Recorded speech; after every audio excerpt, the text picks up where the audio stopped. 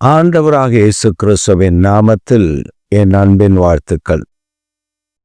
இந்த காலை வேளையில் நம்முடைய தியானத்திற்காக நாம் தெரிந்து கொள்கிற வேத வசனம் 1 கொரிந்தியரின் புத்தகம் 4 அதிகாரம் 5 ஆனதால் கர்த்தர் வருமளவும் நீங்கள் காலத்துக்கு முன்னே யாதொன்றை குறித்தும் தீர்ப்பு சொல்லாதிருங்கள். இருளில் மறைந்திருக்கிறவைகளை அவர் வெளியரங்கமாக்கி இருதயங்களின் யோசனைகளையும் வெளிப்படுத்துவார். அப்பொழுது அவனவனுக்குரிய புகழ்ச்சி தேவனால் உண்டாகும். அவனுக்குரிய புகழ்ச்சி தேவனால் உண்டாகும். இன்று அநேகர் நாம் செய்கிற பெரிய தவறு, குறைபாடு என்னவென்றால், நாம் மற்றவர்களை நியாயம் தீர்த்து விடுகிறோம். அது என்னவென்று கேட்காமல் விசாரிக்காமல் நம் இஷ்டத்திற்கு நியாயத்தை தீர்த்து விடுகிறோம். எனக்கு ஒருவரை தெரியும். அவர் காரியம் எப்படி இருக்கென்று யோசிக்க மாட்டார். வாய்க்கு வந்தபடி பேசுவார். ஆனா அந்த காரியம் அப்படி இல்லை என்பதை நாம் எடுத்து சொன்னாலும் அவர் அதை காது கொடுத்து கேட்க மாட்டார். அவர் நினைவில் என்ன இருக்கோ அப்படி பேசுவார்.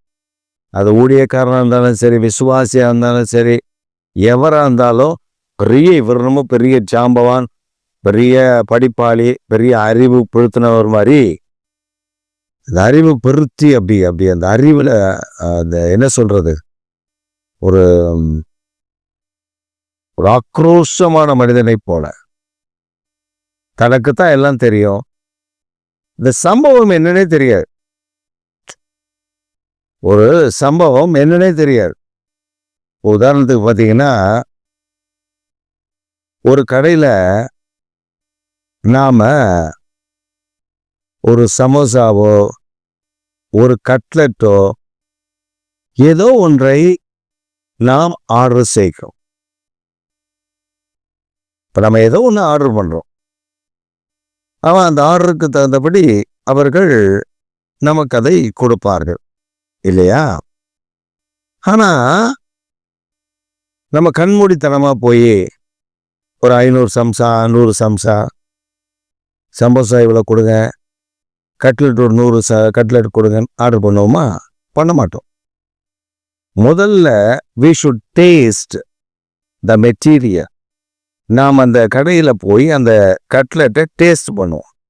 4 பேர் சொல்லுவாங்க, அந்த கட்லெட் நல்லா இருக்கு, நீங்கள் சாப்பிட்டு பார்த்து வாங்குங்க. இப்போ நம்ம போய் டேஸ்ட் பண்ணுவோம். ஆக்சுவலாக நம்ம அப்படி ஒரு கடைக்கு போய் நம்ம ஆர்டர் பண்ணணும் அப்படின்னு சொன்னாலே டேஸ்ட்டுக்கு கொடுப்பான். அப்போ நம்ம டேஸ்ட் பண்ணுவோம். இது இங்கே மட்டும் இல்லை.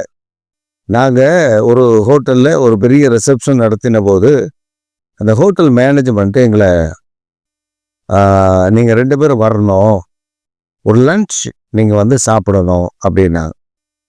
அப்போ நாங்கள் சொன்னோம், பரவாயில்ல, இல்லை நீங்கள் வரணும் அப்படின்னு சொல்லி அந்த ப்ரோக்ராமுக்கு முன்னாடி, அந்த ரிசப்ஷனுக்கு முன்னாடி ஒரு மாதத்துக்கு முன்னாடியே எங்களை கூப்பிட்டு ஒரு சாப்பாடு அவங்க ரெஸ்டாரண்ட்டில் எங்களை சாப்பிட சொல்லி டேஸ்ட் பார்க்க சொன்னாங்க. எல்லாம் எப்படி இருந்துச்சுன்னு கேட்டாங்க. நாங்கள் சொன்னோம், நல்லா இருக்குது, இதெல்லாம் இது கொஞ்சம் எப்படி இருக்கணும், ஓகேன்னு கேட்டுக்கிட்டு எங்கள் ரிசப்ஷன் அந்த டைம், எங்கள் ஃபங்க்ஷனல் டைம் வந்தப்போ அவங்க பக்காவா, அதாவது அந்த ஃபுட்டே வந்து தரமே ரொம்ப மேன்மையாக, ரொம்ப அதிகமாக நல்லா இருந்துச்சு. அவ்வளோ சந்தோஷமாய் ஜனங்கள் சாப்பிட்டு என்ஜாய் பண்ணாங்க. ஸோ அதை முதல்ல நமக்கு டேஸ்ட்டுக்கு அவங்களே தருவாங்க. நம்மளும் சில நேரங்களில் போய் நாமும் கூட அந்த டேஸ்ட் பண்ணி பார்ப்போம். அப்போ இதை வந்து சாதாரணமாகவே தெரியும்.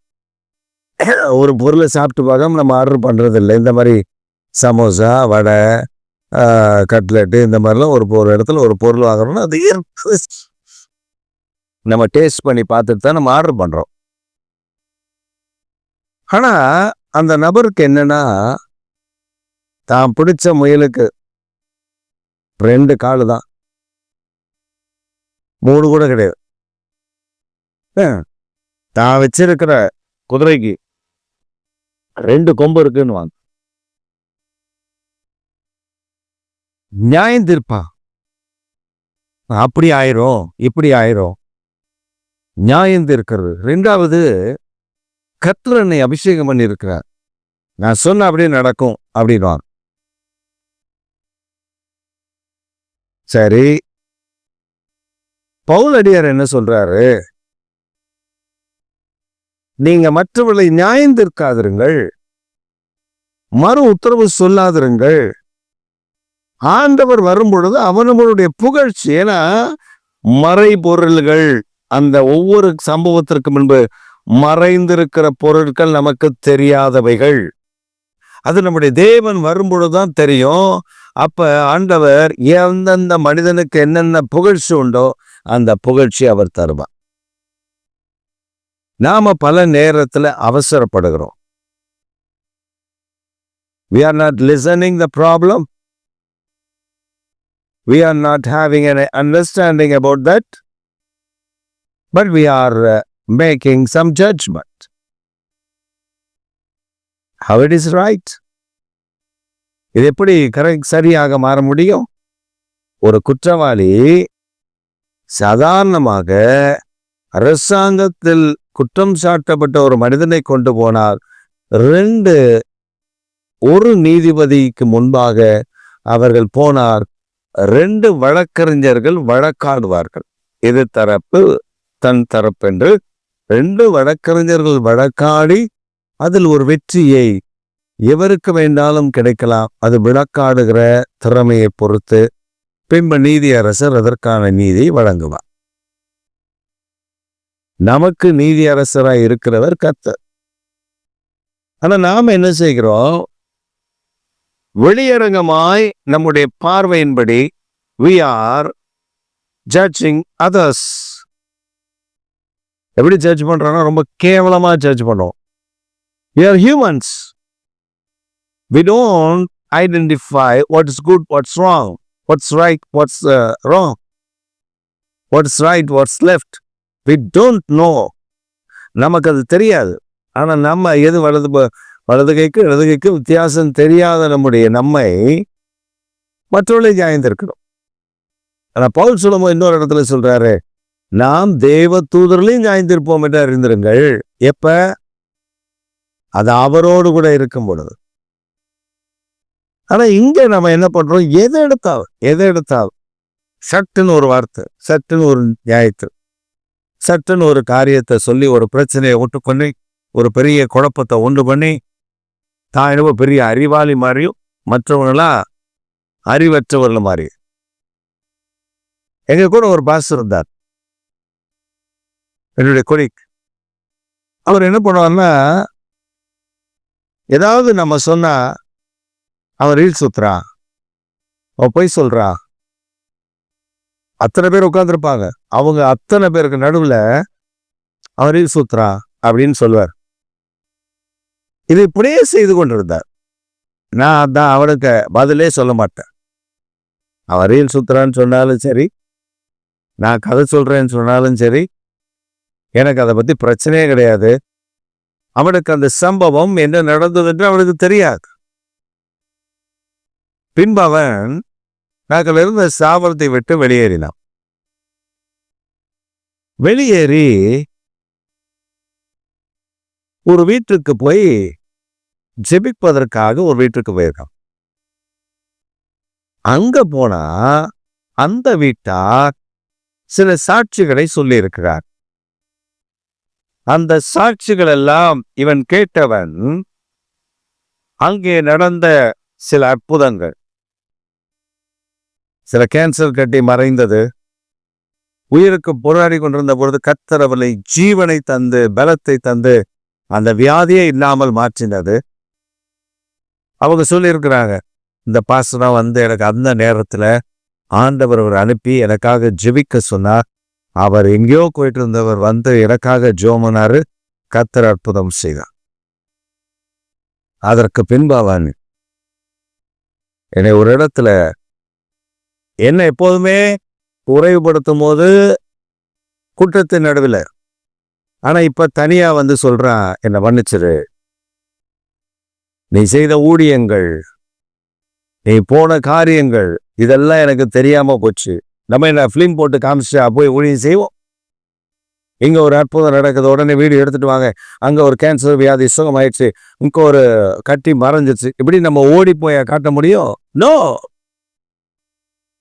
The miracles done by our God Jesus Christ. இயேசு கிறிஸ்துவின் நாமத்தினாலே அவர் அவர்களுக்கு அற்புதம் செய்கிறார். இதுல எனக்கு என்ன கிரேட் இருக்கு? ஒண்ணு கிடையாது. அப்ப மற்றவர்களை நியாயந்திருக்கும் பொழுது, குற்றவாளிகளாய் மாற்றும் பொழுது, மற்றவர்களை தீதாய் சொல்லும் பொழுது எச்சரிக்கையா இருக்க வேண்டும். ஏன் இந்த எச்சரிக்கை? இதனால் நாம் பல ஆசீர்வாதங்களை, தேவன் நமக்கு வைத்திருக்கிற நன்மைகளை இழந்து விடுகிறோம். தேவன் நமக்கு வைத்திருக்கிற மேன்மையை இழந்து விடுகிறோம், ஆசீர்வாதங்களை இழந்து விடுகிறோம், பலத்தை இழந்து விடுகிறோம், ஆலோசனை இழந்து விடுகிறோம். நம்மை பார்ப்பா நாம் இப்படிப்பட்டவர்கள் என்றால் ஆண்டவர் நம்மோடு கூட பேசுவதே இல்லாமல் போய்விடும். வேதத்தை வாசிக்கலாம், கண்காணன்ஸ் எடுத்து குறிப்பெடுக்கலாம், இங்கிருந்து குறிப்பு, அங்கிருந்து குறிப்பு, அவர் பிரசங்கம் பண்ணதில்லை, இவர் பிரசங்கம் பண்ணதில்லை, குறிப்பெடுத்துக் கொள்ளலாம். ஆனால் தேவனுடைய நேரடியான வார்த்தை நமக்குள்ளே இருக்காது. ஏனென்றால் நாம் காரியத்தின்படி பார்த்த உடனே இது இப்படிதான் அப்படின்னு சொல்லிடுவோம். நம்ம ரட்சிக்கப்பட்ட அநேகருடைய பலவீனங்கள் அதுதான். நாம் மற்றவர்களை குறைவாக மதிப்பிடுவது. இந்த காலை வேளைகள் நீங்கள் யாராகிலும் அப்படி இருப்பீர்கள் என்றால் தயவாய் இன்றைக்கு ஆண்டவரிடத்தில், ஆண்டவரே, நான் கேட்டு காரியத்தை அறிந்து அவங்களுக்கு தீர்ப்பு சொல்வதை விட நான் அமைதியாக போய்விடுவது நல்லது, அந்த கிருபை எனக்கு தாரும் என்று சொல்லி கேளுங்கள். நீங்கள் இழந்த சகல ஆசீர்வாதங்களையும், நன்மைகளையும், கிருபைகளையும், வரங்களையும், வல்லமைகளையும் அவர் இன்றைக்கு உங்களுக்கு திருப்ப கொடுக்க போதுமானவர். இதை தீர்க்க தரிசனமாகவே உங்களுக்கு சொல்லுகிறேன். அது எல்லாவற்றையும் உங்களுக்கு கொடுத்து உங்களை ஆசீர்வதிப்பார், மேன்மையாக வைப்பார். ஆமென். ஆம்.